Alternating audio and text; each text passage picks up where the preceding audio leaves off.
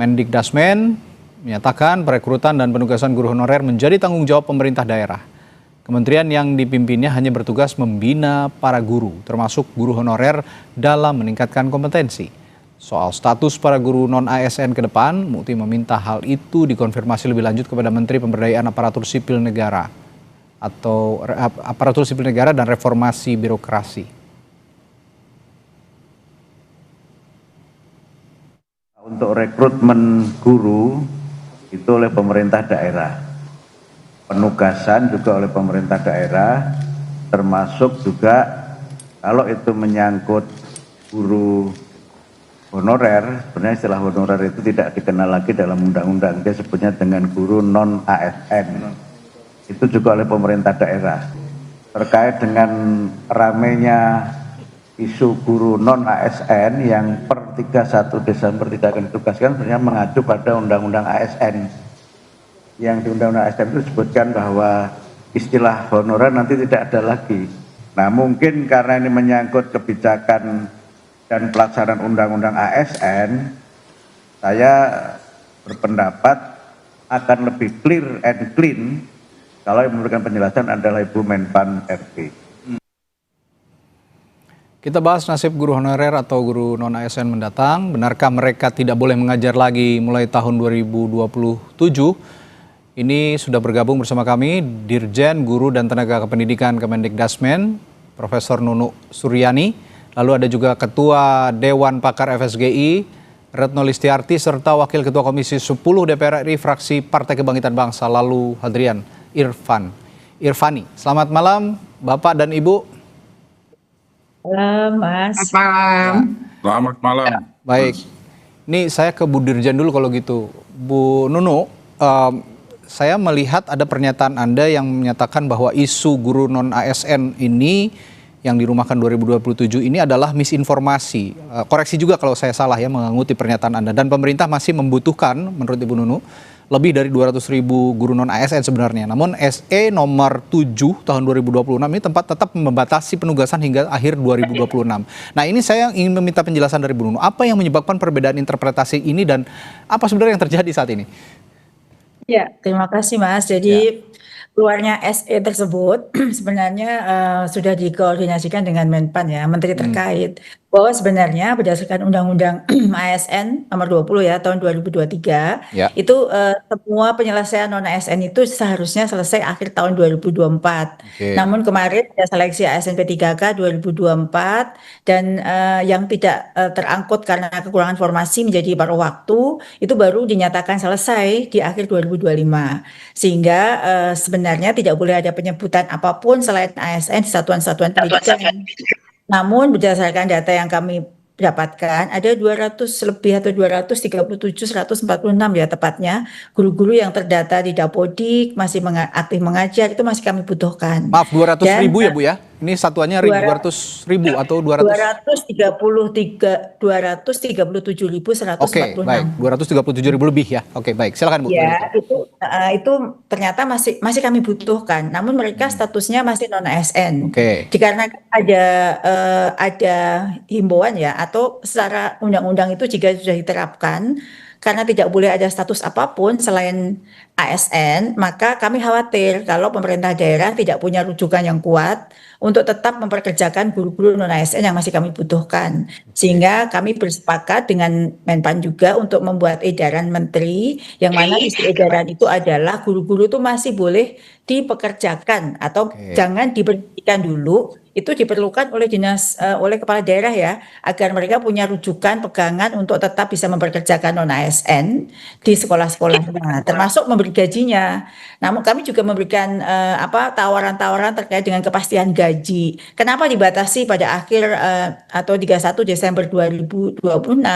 Karena memang setiap perjanjian seperti P3K juga di akhir tahun ya Mas ya. Harapannya kami saat ini sedang menggodok ya bersama dengan kementerian terkait untuk skema apa sih nanti yang akan kita bisa lakukan untuk tahun 2027 ya. Harapan kami memang tidak, karena sudah tidak ada lagi status non-ASN, maka ada skema untuk rekrut guru. Karena kami juga tahu selain 237.000 lebih yang masih berstatus non-ASN, kami juga menghitung kebutuhan guru kita ini saat ini hingga 480.000 lebih. Dan itu perlu solusi cepat agar segera ada skema yang mana guru-guru non-ASN yang sekarang ini belum punya status ASN itu akan dapat skema baru. Nah, skema barunya apa? Ini pasti kaitannya bukan hanya dengan Kemendikbudrismen, tapi juga Kemenpan RB dan lain sebagainya. Nah, seperti itu, Mas. Itu yang jadi concern saya juga, Bu Nunu, bahwa seperti yang Anda katakan, kebutuhan guru sendiri di Indonesia ini 800.000. Nah, ini sebenarnya juga masih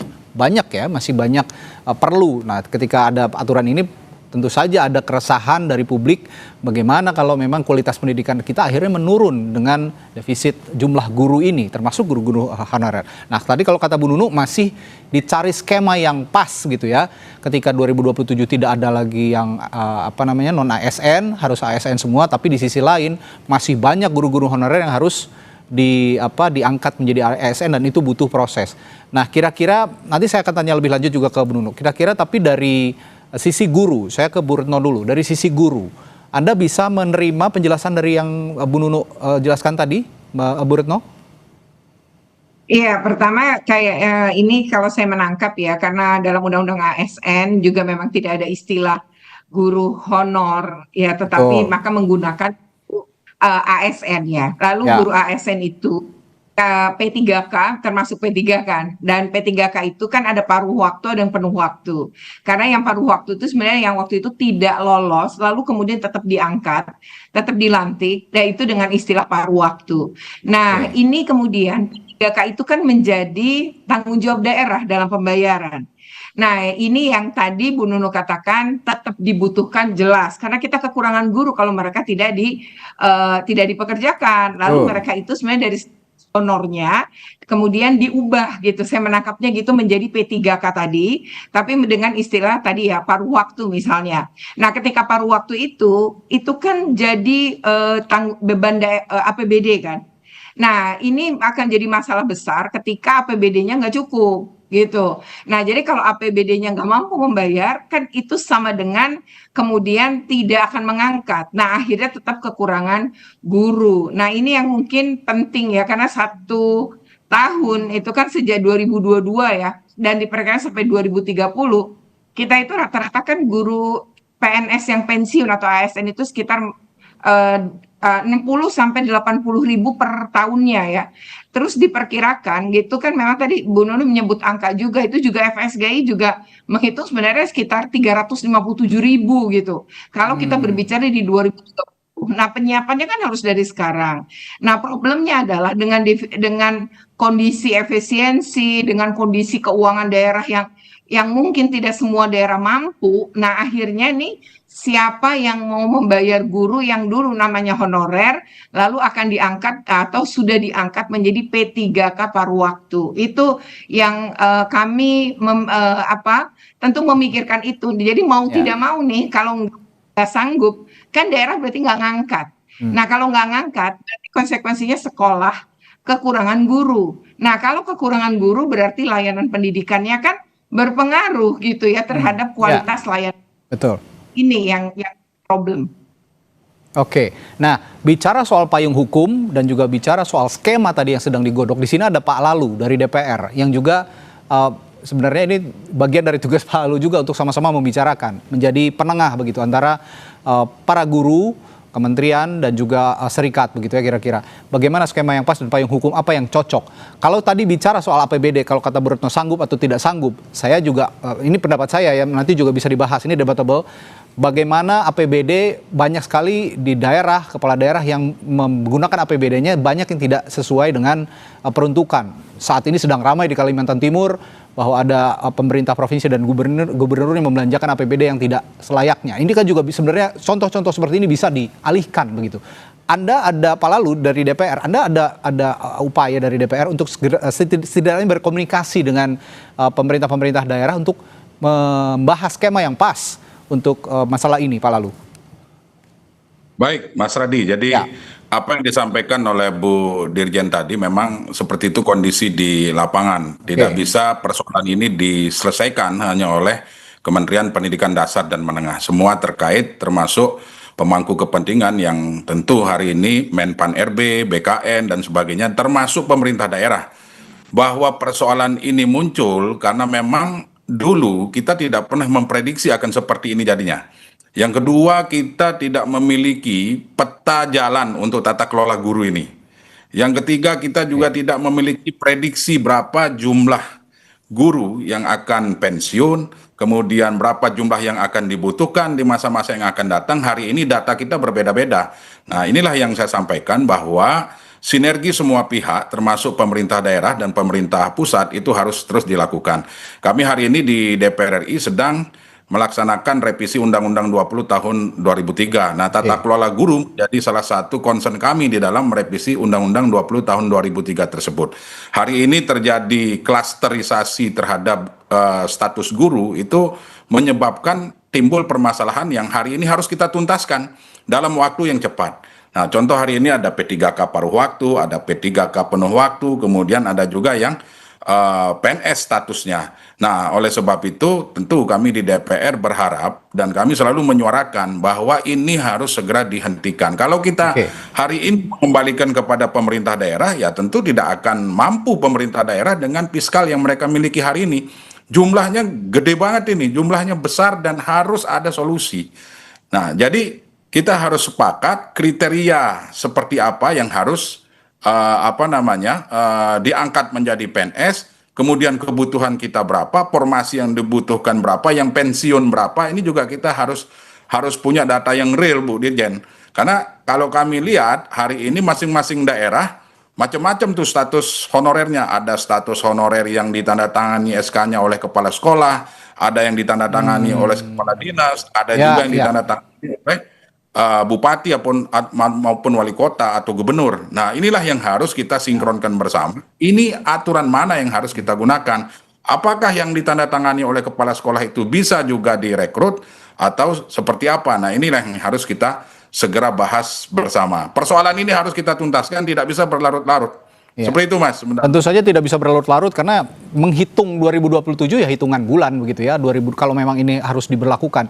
Jadi skema yang harus benar-benar dibicarakan dari sekarang. Kalau tadi kata Pak Lalu harus ada peta jalan, roadmap gitu, dan juga keseragaman SK tadi. Ada yang SK-nya SK kepala dinas, kepala sekolah, wali kota, kepala daerah begitu ya. Nah, ini penyeragaman SK ini juga harus ditertibkan. Nanti saya akan tanyakan ke Bu Dirjen bagaimana kira-kira nanti menyusun roadmap dan juga penataan database guru yang disebut guru honorer ini, sehingga bisa juga sama-sama ditelaah dan juga dikaji berapa sebenarnya jumlah pasti guru honorer yang bisa kita tanggulangi bersama, terutama oleh Kemendikbudrismen. Setelah jeda di Sapa Indonesia Malam Total baru sama kami.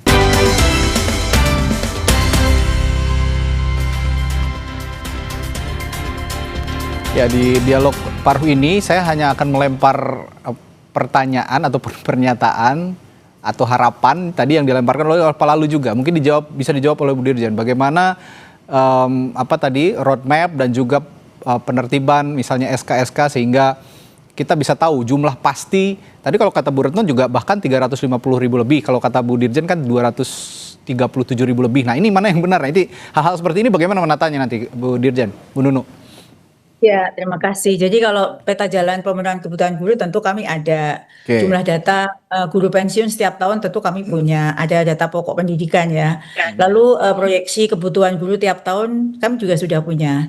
Jadi seperti proyeksi kebutuhan tiap tahun misalnya tahun 2027 jika tidak ada pemenuhan guru ASN, maka 2027 itu dengan ditambah guru pensiun dengan kekurangan yang tahun 2026 ini 489.000, maka akan menjadi 500.000 lebih. Kami punya proyeksi kekosongan gurunya bahkan sampai ke mapel, bahkan sampai ke sekolahnya, mapelnya apa dan sebagainya ya, karena kami punya datanya. Nah, terkait dengan hal itu, karena di Undang-Undang ASN itu sudah tidak boleh lagi penyebutan nama apapun selain ASN, maka tentu kami juga sepakat dengan yang disampaikan Pak Lalu tadi, harus ada mekanisme baru yang mana apa yang sekarang ini menjadi penghalang itu yang kita perbaiki. Kalau dalam RPJP maupun RPJMN itu ada namanya restrukturisasi tata kelola kewenangan guru, itulah yang akan kami usulkan juga bahwa ada pembagian kewenangan yang jelas antara pemerintah pusat dan daerah sehingga pemerintah pusat punya kontrol, memastikan bahwa pemenuhan kebutuhan guru lengkap dengan anggarannya itu bisa kami usulkan, dan daerah akan melakukan pembinaan setelah guru itu menjadi guru ya. Jadi ada pre-service, in-service, dan post-service.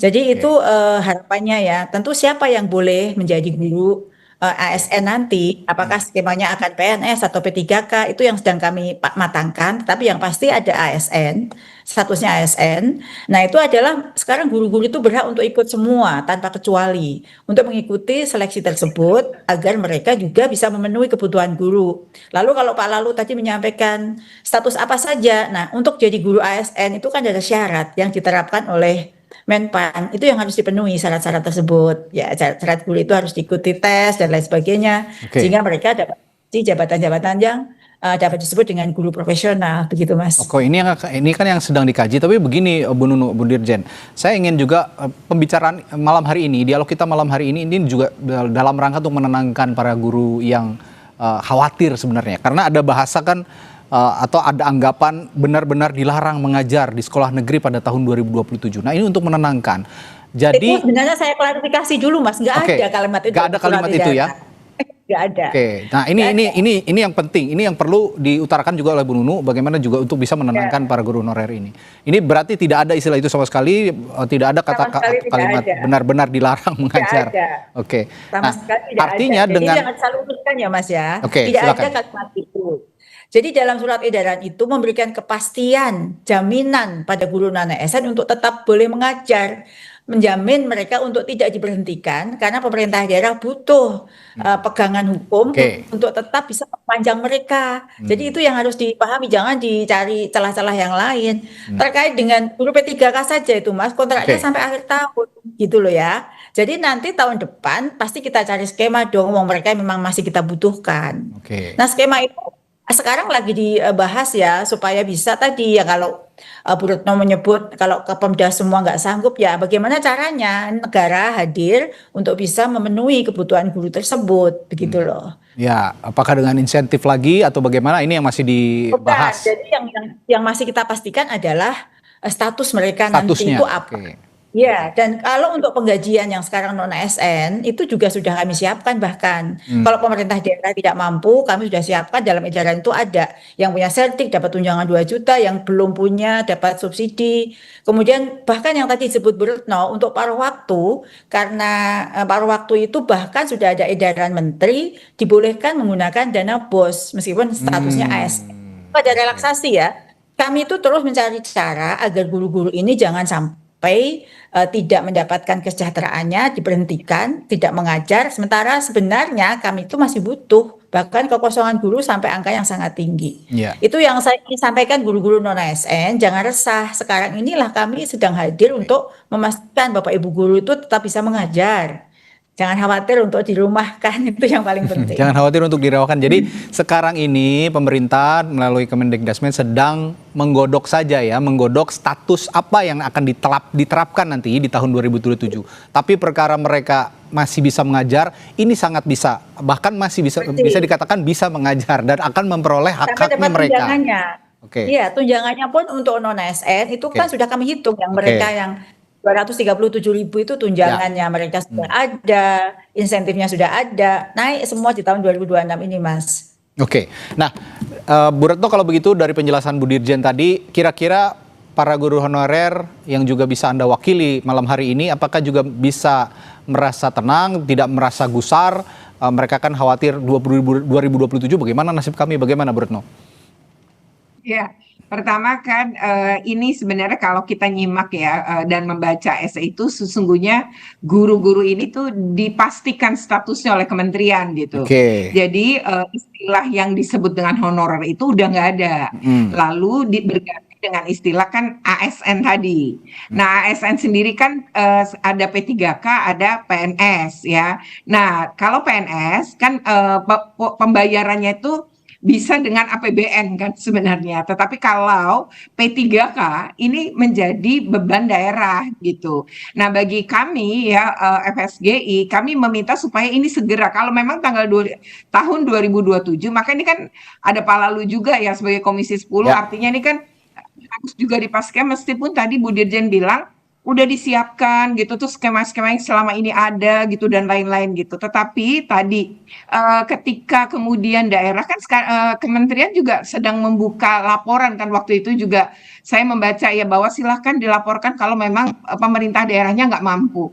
Nah, sekarang ini ketidakmampunya seberapa sehingga Kementerian Pendidikan menurut saya kan jadi bisa menghitung gitu ya, dan ini nanti harus ke Pak Lalu nih, DPR gitu kan ya. Kemudian bagaimana kami FSGI adalah bagaimana memastikan guru-guru ini dengan status barunya tadi gitu ya, itu tetap digaji gitu, tetap dibayar. Bahkan sebenarnya kalau P3K menurut saya itu kan mau paruh waktu, paruh waktu misalnya, itu sebenarnya mereka juga artinya bisa UMR akhirnya gitu kan, mau nggak mau gitu. Jadi tadi Ibu Dirjen juga nyebut dana BOS gitu. Nah, cuma kan dana BOS itu terbatas untuk bayar guru honor ya Bu Dirjen ya. Jadi untuk membayar honor guru gitu, karena sekarang kan prosentasenya kalau sekolah negeri dengan sekolah swasta memang beda ya. Tapi sekolah negeri itu kan 20% ya. Jadi itu angkanya tinggi. Jadi kalau misalnya saja kalau kita mendapatkan setahun itu 10 juta deh misal angkanya gitu, maka kan 20%-nya hanya bisa 2 juta gitu kan.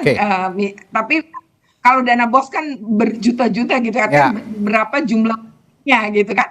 Semakin banyak murid maka semakin banyak dapat. Nah, problemnya kan untuk yang sekolah-sekolah mungkin negeri itu juga ada yang muridnya tidak banyak kan di berbagai daerah. Nah, mungkin ini hal yang pada kesempatan ini memastikanlah ke Kementerian Pendidikan dan juga Pak Lalu gitu sebagai DPR, pastikan gitu mereka berubah status, tapi juga kesejahteraannya kalau bisa ditambah bukan malah dikurangi, atau mereka akhirnya daerah nggak mampu terus mereka jadi hilang gitu, atau tidak dengan tanda kutip jadi dipecat kan begitu. Nah, itu yang kita harus hindari gitu, lindungilah untuk mencegah itu tadi. Ya, kalau gitu ya terakhir Kepala Lalu, bagaimana Anda mengawal di DPR kalau begitu? Tadi kan ada pembahasan skema, dan singkat saja soal nanti pembahasan anggaran di tahun 2027 khususnya untuk kalau memang tidak boleh disebut lagi guru honorer, ya tadi kalau kata Pak Bu Retno kan guru-guru paruh waktu. Bagaimana status mereka nanti? Bagaimana mengawal ini, Pak Lalu? Ya, tentu kami di Komisi 10 sangat senang, sangat gembira mendengar penjelasan dari Bu Dirjen tadi bahwa ternyata tidak ada tidak ada penghentian status, artinya hanya sekedar berubah nama saja. Ya, berubah, beralih gitu ya. Ya, jadi berubah nama yang tadinya P3K paruh waktu, P3K penuh waktu, berubah menjadi non-ASN. Ya, harapannya tentu pertama, kami Komisi 10 akan terus melakukan pengawasan terhadap peralihan status ini. Yang kedua, kami ingin memastikan bahwa dengan beralihnya status ini, kesejahteraan guru ini tidak berkurang. Hari ini Mas Radi, masih kita temukan guru-guru kita ya, yang kategori honorer inilah. Itu penghasilannya ada yang 300.000 sampai dengan 500.000. Data kami di Komisi 10, 42% dari guru honorer itu masih bergaji di bawah 2 juta. Coba bayangkan itu. Jadi 2 juta, 46% jumlahnya. Ini sungguh sangat tidak layak bagi seorang guru, apapun statusnya. Ya, katakanlah statusnya tadi misalnya honorer atau P3K paruh waktu dan sebagainya. Nah, oleh sebab itu ya tentu kami akan terus melakukan pengawasan. Mudah-mudahan skema yang disusun oleh Bu Dirjen dan kawan-kawan di Kementerian Pendidikan Dasar akan menjadi solusi itu. Yang jelas kami concernnya adalah Komisi 10 ingin agar kesejahteraan guru ini meningkat. Karena apa? Kalau guru ini sudah sejahtera, maka insya Allah mereka akan memberikan yang terbaik untuk mempersiapkan putra-putri generasi penerus bangsa ini. Ya, jadi dari diskusi kita malam hari ini dapat disimpulkan bahwa tidak usah cemas para guru. Ini bukan ada bahasa benar-benar dilarang mengajar ataupun tidak mendapatkan hak sama sekali. Tidak demikian, tapi ada peralihan status dari yang tadinya honorer mungkin nanti menjadi namanya non-ASN. Nah, skema ini yang sedang dibahas oleh bapak-bapak dan ibu-ibu di pemerintah dan juga di DPR. Baik, terima kasih Bu Nunu, Bu Retno, dan juga Pak Lalu penjelasannya. Semoga ini bisa menenangkan semua para guru yang saat ini belum diangkat menjadi guru ASN. Terima kasih, selamat malam, sampai jumpa lagi.